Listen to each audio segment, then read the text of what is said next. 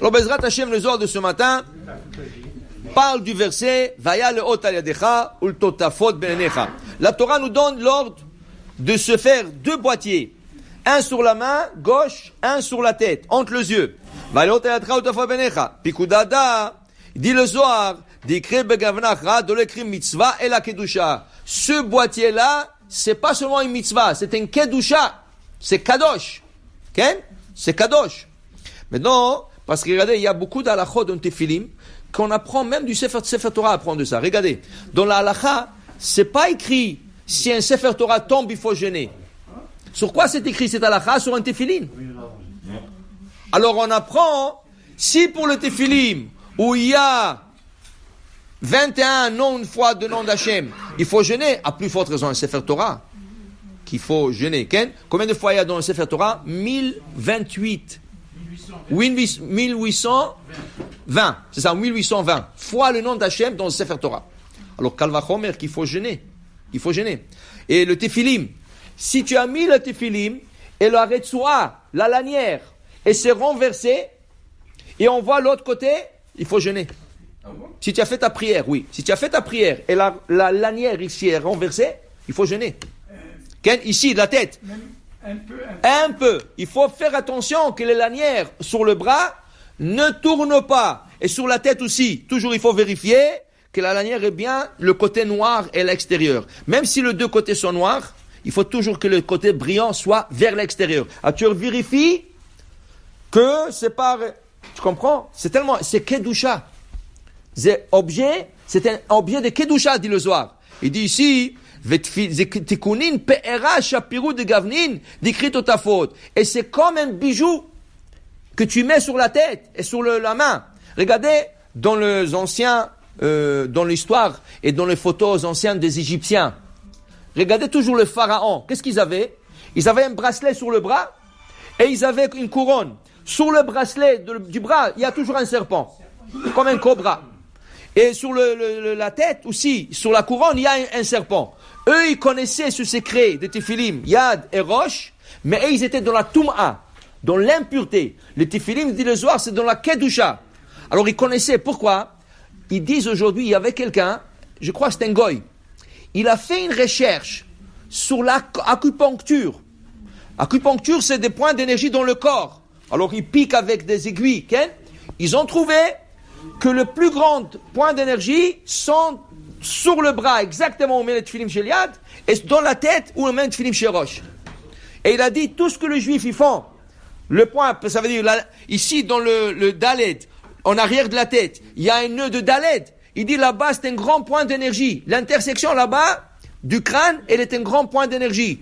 Entre les yeux, grand point d'énergie. Sur le bras gauche, grand point d'énergie. Il a dit, tout ce qu'un juif fait le matin, il n'a pas besoin de faire l'acupuncture. Mettons le téphilim et serrant un peu, tu serres un peu le téphilim, ça arrête un peu le sang, tu es en train de te faire un massage d'acupuncture. C'est pas la peine de payer de l'argent. Mets le téphilim chaque matin, fais le schéma et tu guéris. Alors il dit ici, dit le Zohar ici, regarde, ça c'est des niveaux spirituels qu'on appelle Na'ar Israël, Shema Israël, Israël ça va. Il dit ici, regarde Yosef Hatzadik. Yosef Hatzadik au début il s'appelait Na'ar, un gosse. Et après, on l'appelait tzaddik. Ainsi, les téphilim vont de niveau, ils montent de niveau. Tu commences à faire des téphilim de la main. Et tu passes les téphilim de la tête. Il y a machloket, comment est-ce qu'il faut poser les téphilim de la main? Le Magen Avraham, il dit, le téphilim de la main, on le pose debout. Mais le Zohar et le Harizal disent, le téphilim de la main, ça se pose assis. Pourquoi? Parce que tu montes de niveau. Alors tu es assis, et ensuite, une fois que tu as mis les tefillim de la main assis, tu montes de niveau, alors tu te mets debout pour mettre les tefillim chez le roche. Pour montrer ce niveau qui monte.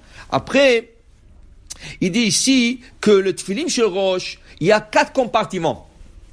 Chaque paracha, il y a 4 parachutes. Kadesh lekol bechor, vaya keviacha, ken, shema, vaya im shamoa. Chaque paracha rentre dans un boîtier, dans un compartiment du boîtier. Tfilim Sheliad, c'est un seul parchemin. Tous les 4 parachutes sur un seul parchemin, un seul boîtier. Il n'y a pas de compartiment. Pourquoi? Il dit, Kol hanechalim olchim alayam. Regarde tout le fleuve. Où il termine le fleuve? Toujours dans la mer. Alors ici, c'est comme Nechalim. Sur la tête, il y a 4 fleuves. Combien de fleuves sortaient de Éden? Ve'arba nechalim yotzim me'Éden. 4 fleuves qui sortent de Éden. Pishon, Gihon, Éden, tout ça. Alors ce fleuve-là se dirige où? Vers la mer. C'est comme si le tfilim de la tête, c'est comme 4 fleuves qui donnent sur la mer, qui est le tfilim de la main, et toute l'énergie et tout le niveau spirituel se combine dans la main sur un seul parchemin. Mais c'est sûr que les tfilim chez Roche, ils sont plus haut niveau, comme on vient d'expliquer. C'est pour cela, tu peux prendre une lanière de tfilim de la main et la transférer au tfilim chez Roche. Par exemple, il y a une lanière qui n'est pas correcte. Alors tu enlèves celle de la main, qui est bonne, et tu peux la mettre sur le tfilim chez Roche, et celle de Roche, tu la changes pour le tfilim chez la main. Mais le contraire, non.